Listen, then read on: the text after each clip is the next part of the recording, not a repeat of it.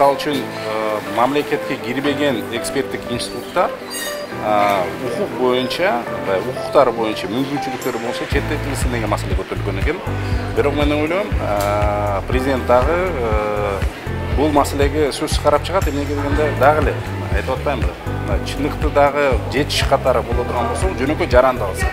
Ал кааласа мамлекеттик институттар менен, кааласа мамлекетке кирбеген частный баягы институттар менен кайрылып экспертизаны өткөрсө болот. Бизге эң негизгиси канча көп эксперттик институттар болсо бизге өзүбүзгө жакшы жаран катары деген маселе көтөрүлүп атат да. Ошол себептен негизги максаттын бүгүн конференциясы именно ошо болот азыркы учурда.